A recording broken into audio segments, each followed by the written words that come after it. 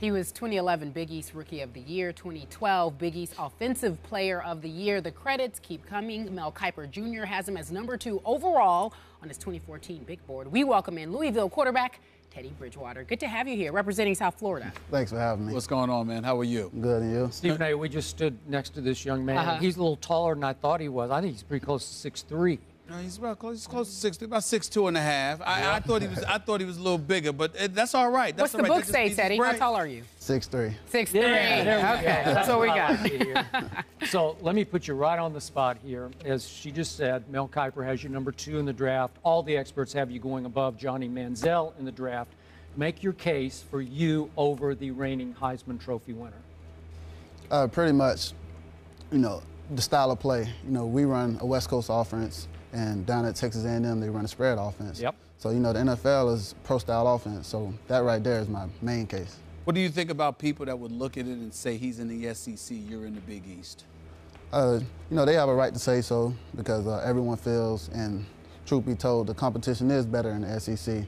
But it doesn't matter about the conference you play in. It's all about, the execution, the style of play. Okay, so the pressure is rising on your football team next year because I'm pretty sure you're going to be favored to win all of your football games. The only dicey one I can see is that last one at Cincinnati, which is a Thursday night game. Could be a little tricky, but you could go unbeaten. How much do you like that kind of pressure on your team?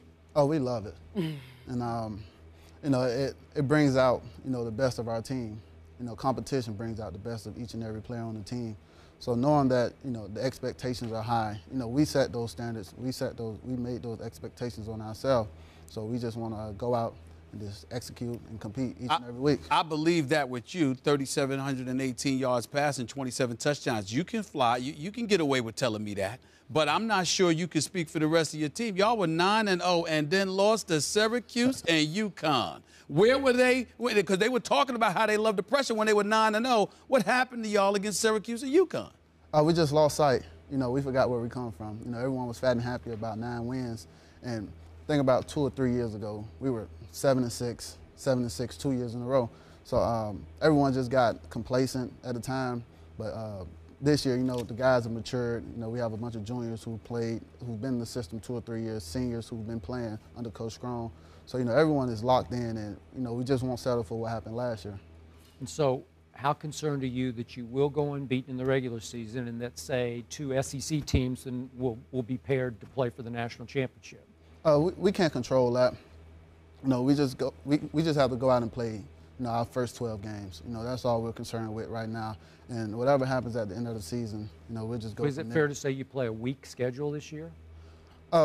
We don't see the schedule as being weak because, it's not like every opponent we play is just going to lay down for us. Nope, they will not. Each week is going to be the opponent's Super Bowl, basically. It's going to be their championship game because, we're no longer hunting. We're the hunted now. And we just have to take that mindset that it's not a weak schedule. The plight of the black quarterback is something that's been discussed on many occasions in the past. That certainly doesn't apply in recent memory as far as I'm concerned. We see a lot of quarterbacks on a college football level of African-American descent doing quite well, I might add, and congratulations to you again. But I often wonder, and anytime I have a quarterback up here of African-American descent, I often ask that question, what does it feel like to be in that position? Is it just the pressure of being a quarterback? Or are you sensitive or at least cognizant of the fact that you have some folks out there who still question the abilities of the black quarterback in this day and age? It just comes with the role of a quarterback because, you have guys who paved the way for African-American quarterbacks. Donovan McNabb, Robert Griffin III is in the NFL right now. He's doing a great job. So, it's just the pressure of being a quarterback because being an African-American quarterback, I feel, has nothing to do with it. Exactly.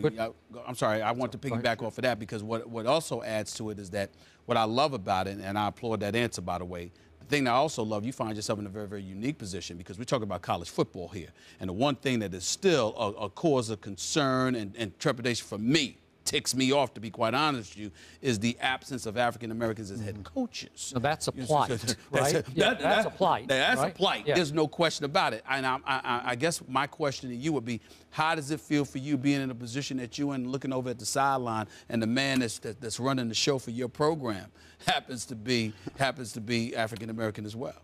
I mean, it's a great feeling, but, you know, I can honestly say that if I had been playing for any other coach, you know, it would still be the same way, because that's what you want when you go to a college. You want to, you know, establish that relationship with your coach. Right. So no matter what race the coach is, you know, I feel that whatever school I could have ended up at, I would have still had the same relationship and the same bond with that coach. That's great. Last quick question. Is there a team, did you grow up, I assume you loved the Dolphins when you were growing up. I mean, is there a team you would love to wind up with if you could pick your NFL team, which you obviously can't? Not really. You know, wherever I end up, you know, that's where I end up. You know, I've never been the type of guy who wished I played for this team or that team.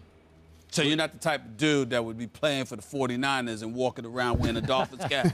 That's not you. He might be. He might, actually, since he's from Miami. Nah. All right, before any snaps, you claim Heisman this year, huh? We're just going to say it right here on the show? Well, he's going to be in the conversation. You can claim it. Well, I can't determine that. All you know, right. my play will speak for Well, itself. just tell your teammates, y'all don't need to be losing to Syracuse and Rutgers. You know what I'm saying? Or UConn, I'm sorry, if y'all trying to be big time. Yeah. All right. Just tell them I said that. Okay, we'll take care of that. I said that.